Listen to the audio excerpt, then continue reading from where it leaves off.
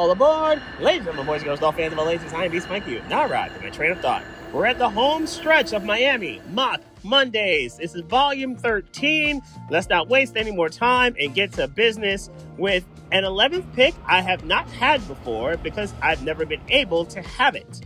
And this time it was a guy that was a run to the board type of dude that I wanted Miami to go get. And I was able to finally get him. Rueben Bain Jr., a guy I truly believe is going to be special in the NFL. I think of him as a relentless pass rusher. He seemed to be everywhere that Miami needed him when they needed a big defensive play. He was an absolute terror against Ohio State and against, well, pretty much everybody, to be honest.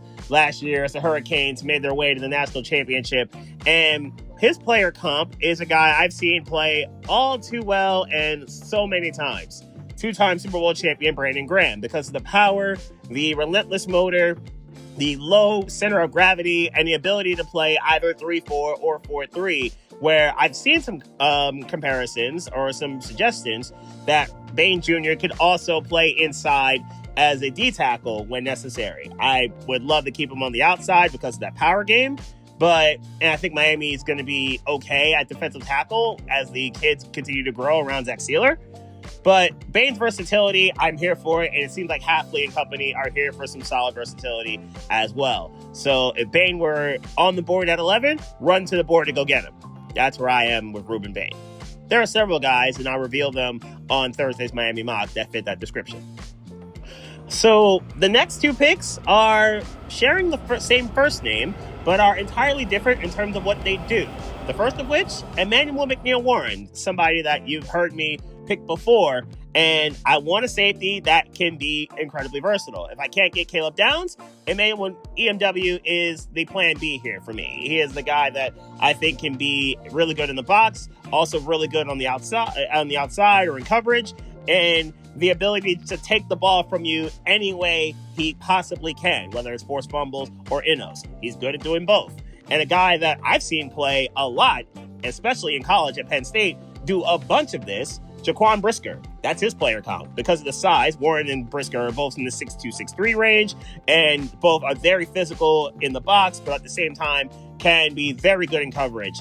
This was an easy pick for me if he's on the board. I would love to wait and get him at 43 if I can, but I think I only got 2 shots to get EMW. So that's the route I went in this time at 30.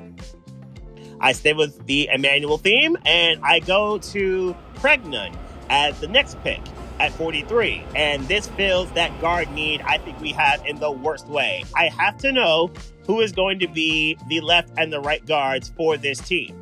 Whether Pregnon can play on the left or the right, okay, we work that out when we get to him. But Pregnon is a guy I would take at 43 and not hesitate because of the need if there are other things addressed. His power game is ridiculous. The ability and mobility for a zone blocking scheme need that. It works. I need a square peg for a square hole. And if you can play left guard, all the better. Move Jonah to the right. We move. And the player comp, ironically, is a Dolphin that I think this team has sorely missed over the last couple of years. Big Bob Hunt, who was as rock solid of a right guard for 4 years for Miami and as versatile in terms of his ability to cover the pass and protect the passers, Tua mainly, and provide lanes for the run game. Considering Miami's going to stay in the zone blocking scheme, getting a guy who can be a mauler, but at the same time nimble enough to move around when necessary, that I think works. So Pregnon would be my pick at the third pick Miami has here in this mock. So I need a cornerback, right? I addressed the biggest need, I would say, the two biggest in terms of edge rusher and the secondary in terms of the safety room. I also need a cornerback to address for the cornerback room. Julian Neal turned out to be the corner available at this pick, the first pick in round 3 for us. And this was an easy fix to go get and go scoop him up. And Neal, being a good boundary corner, I think is fully capable of being at least a CB2, I would say. I think Miami could use a CB1 and a CB2, to be honest. And in this case, Neal, I think, fits the latter capability.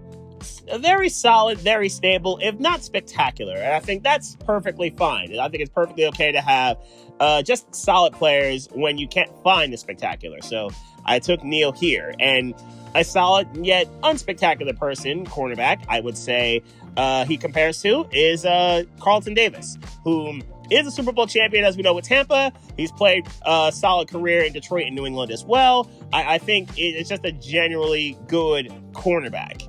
I don't think is necessarily ever going to be an all-pro, but just a stable corner. And stability is, I think, very useful, especially for a team who doesn't have the stability yet on the field. Next up is a pretty simple pick for me. Wide receiver is the other need I have not addressed yet, obviously. Bryce Lance, I think, will address that need, obviously. Maybe he's a wide receiver 2. More on why I would suggest that later. Or maybe a wide receiver 1. And I think with Lance, it still brings you that size that I think we need at receiver, but also brings you the home run speed that we desperately continue to use at receiver. Once again, the Christian Watson comp still sticks. I'm going to roll with this comp. I think it'll be a little bit more consistent version of Watson and keep things moving and move down the field with that kind of ability and speed. I guess the big question would be simple. How does he deal with press coverage in the NFL? That's going to be the big question for me when it comes to Lance. But if he can deal with it at a decent clip, I think he'll be fine. The next pick focuses on the linebacker, and I wanted to shore up the last linebacker spot that we really haven't addressed quite yet in Jake Golday. And he feels like an outside linebacker, whether 3-4 or 4-3. I think he has enough versatility and ability to cover when necessary to do that. He feels like a good side-to-side linebacker. And I think with Jordan Brooks and Tyrell Dotson, I think he generally is going to fit pretty well as the weak or strong side linebacker, however you want to put him on the field, whether 3-4 or 4-3. I think he will generally work as a good coverage linebacker or a blitzer when necessary. And his player comp turned into some KJ Wright because of the coverage ability, but another player comp I saw because of the relentless motor was Alex Anzalone. And we've seen Anzalone be a very key piece for the Lions defense, whether injured or otherwise, and a very key contributor and leader for when Detroit's been at their best. And obviously KJ Wright being a very good player for Seattle over the years. I think both those comps for just good linebackers just works for me here. And getting Golday to be the third linebacker in what's a pretty solid trio, or at least would be, that's one I'll take. Next up, back to the cornerback room, and I went with more size here. Davidson Igbinosun was the pick here, and for Davidson, it's pretty simple. A guy who could be a boundary corner, a guy who could be physical and kind of sort of continue to diversify the defense. And since we did just lose Jack Jones to Kansas City, we do need a CB1. And maybe we keep Russell Douglas, which would make this pick a little less necessary, but we do need to make sure that we have a couple of corners that can be boundary guys, and then move forward with everyone else like Juju Brents and so on and so forth. And his player comp, like I mentioned before, is Tre'Davious Ward because of the physicality. And that's one issue that Igbinosun has had in the past when it came to interferences and getting a little too handsy.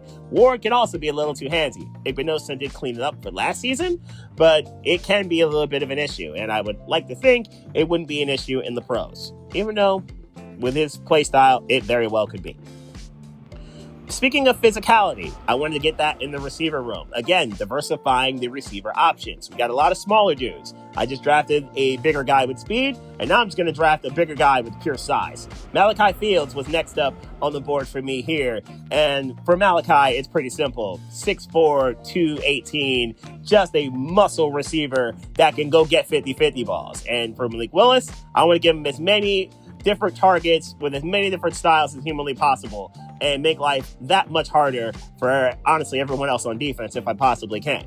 For Fields, his play style and comp was T. Higgins. Higgins, as we know, is a spectacular 50-50 ball guy and maybe the best when it comes to spectacular catches in the NFL, where if it's in his radius, Higgins is probably getting it, and I'm kind of surprised when Higgins doesn't get it.